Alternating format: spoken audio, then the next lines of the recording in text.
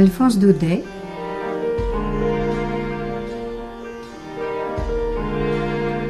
Les lettres de mon moulin. Les étoiles, récit d'un berger provençal.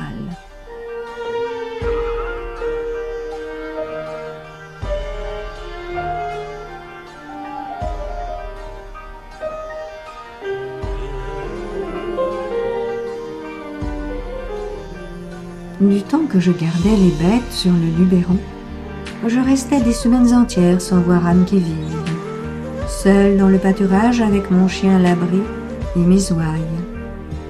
De temps en temps, l'ermite du Mont de Lure passait par là pour chercher des simples, ou bien j'apercevais la face noire de quelques charbonniers du Piémont. Mais c'étaient des gens naïfs, silencieux à force de solitude, ayant perdu le goût de parler et ne sachant rien de ce qui se disait en bas dans les villages et les villes. Aussi, tous les 15 jours, lorsque j'entendais sur le chemin qui monte les sonnailles du munet de notre ferme m'apportant les provisions de quinzaine, et que je voyais apparaître peu à peu au-dessus de la côte la tête éveillée du petit Millard, garçon de ferme, ou la coiffe rousse de la vieille tante Norade, j'étais vraiment bien heureux. Je me faisais raconter les nouvelles du pays d'en bas, les baptêmes, les mariages. Mais ce qui m'intéressait surtout, c'était de savoir ce que devenait la fille de mes maîtres, notre demoiselle Stéphanette, la plus jolie qu'il y eût à des lieux à la ronde. Sans avoir l'air d'y prendre trop d'intérêt, je m'informais si elle allait beaucoup aux fêtes, veiller, s'il lui venait toujours de nouveaux galants, et à ceux qui me demanderont ce que ces choses-là pouvaient me faire, à moi, pauvre berger de la montagne, je répondrai que j'avais 20 ans, et que cette Stéphanette était ce que j'avais vu de plus beau en ma vie.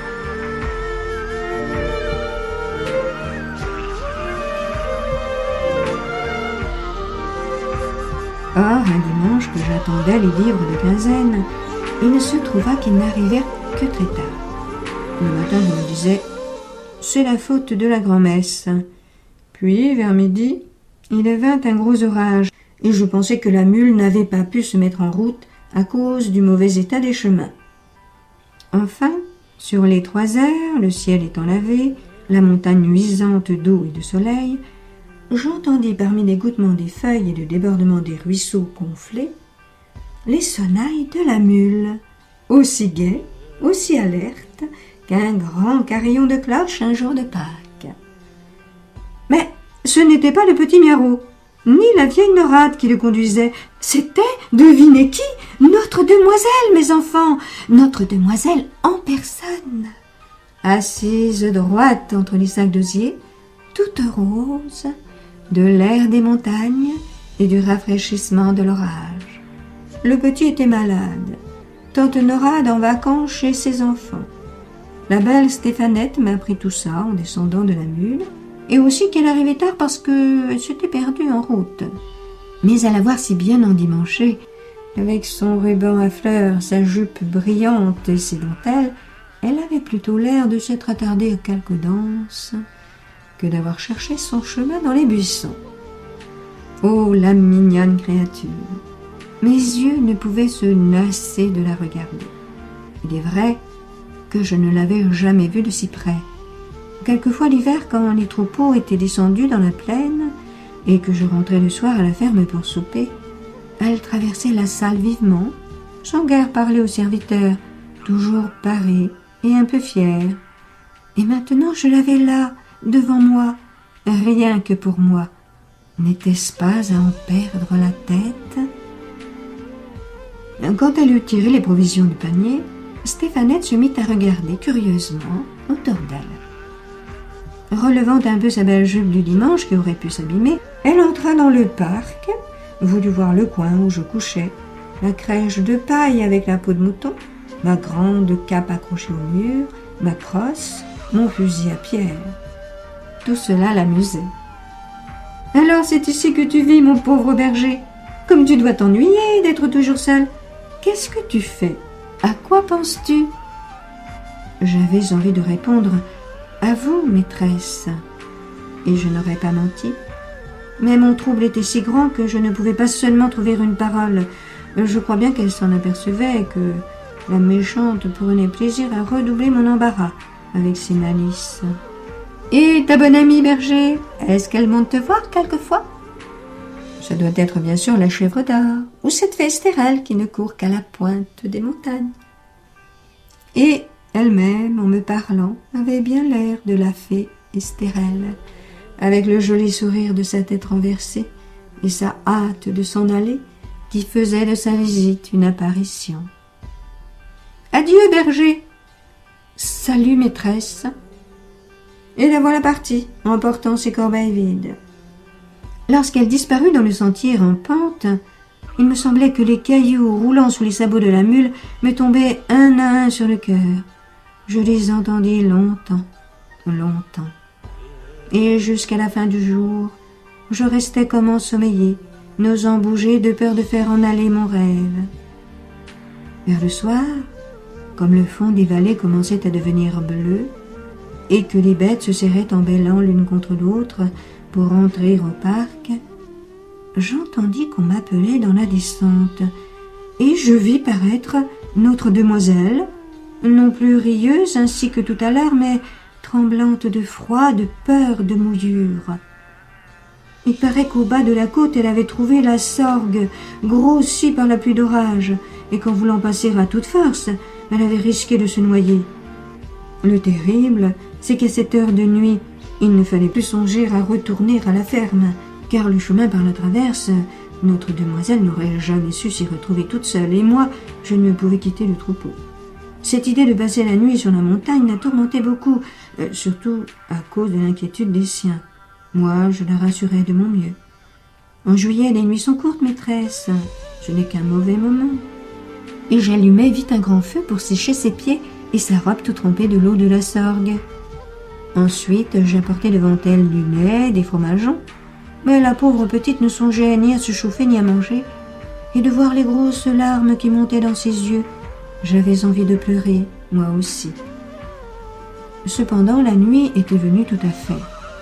Il ne restait plus sur la crête des montagnes qu'une poussière de soleil, une vapeur de lumière du côté du couchant.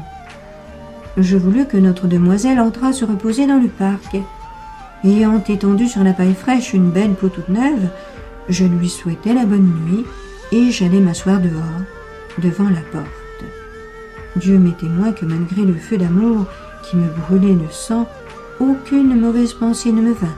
Rien qu'une grande fierté de songer que, dans un coin du parc, tout près du troupeau curieux qui la regardait dormir, la fille de mes maîtres, comme une brebis plus précieuse et plus blanche que toutes les autres, reposait, confiée à ma garde.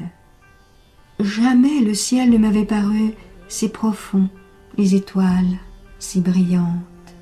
Tout à coup, la claire-voie du parc s'ouvrit et la belle Stéphanette parut. Elle ne pouvait pas dormir.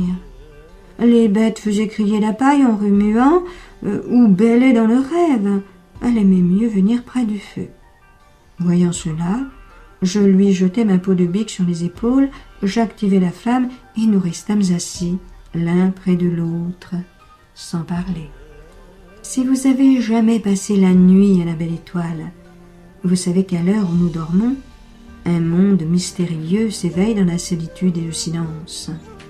Alors les sources chantent bien plus clair, les étangs allument des petites flammes, tous les esprits de la montagne vont et viennent librement, et il y a dans l'air des frôlements, des bruits imperceptibles, comme si l'on entendait les branches grandir, l'herbe pousser.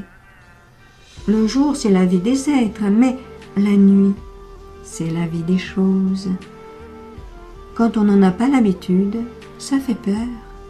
Aussi, notre demoiselle était toute frissonnante et se serrait contre moi au moindre bruit.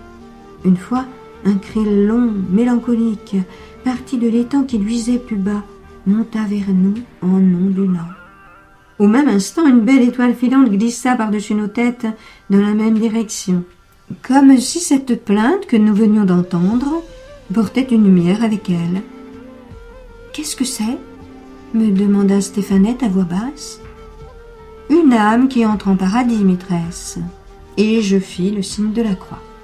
Elle se signa aussi et resta un moment la tête en l'air, très recueillie. Puis elle me dit « C'est donc vrai, berger, que vous êtes sorciers, vous autres ?»« Nullement, notre demoiselle, mais ici nous vivons plus près des étoiles et nous savons ce qui s'y passe mieux que les gens de la plaine. » Elle regardait toujours en haut, la tête appuyée dans la main, entourée de la peau de mouton, comme un petit pâtre céleste. « Qu'il y en a! Que c'est beau! Jamais je n'en avais tant vu. Est-ce que tu sais leur nom, berger? » ?»« Mais oui, maîtresse. Tenez, juste au-dessus de nous, voilà le chemin de Saint-Jacques, la voie lactée. Il va de France droit sur l'Espagne. C'est Saint-Jacques de Galice qui l'a tracé pour montrer sa route au brave Charlemagne lorsqu'il faisait la guerre aux Sarrasins. Plus loin, vous avez le char des âmes, la grande ours, avec ses 4 essieux resplendissants. Les 3 étoiles qui vont devant sont les 3 bêtes, et cette toute petite contre la 3e, c'est le charretier. Voyez-vous tout autour cette pluie d'étoiles qui tombe? Ce sont les âmes dont le bon Dieu ne veut pas chez lui.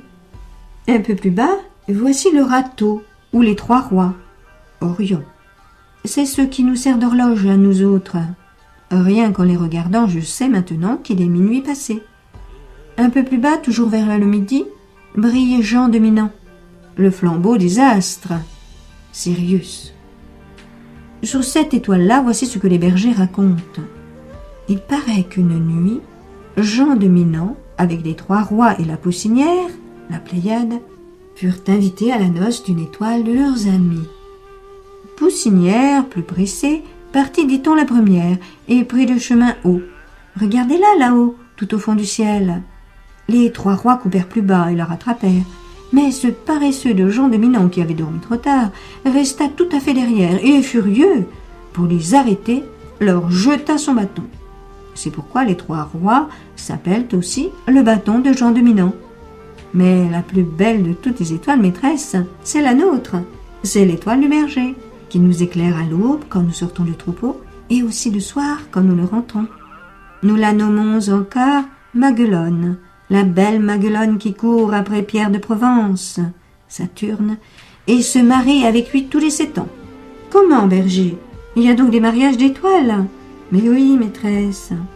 Et comme j'essayais de lui expliquer ce que c'était que ces mariages, je sentis quelque chose de frais et de fin peser légèrement sur mon épaule.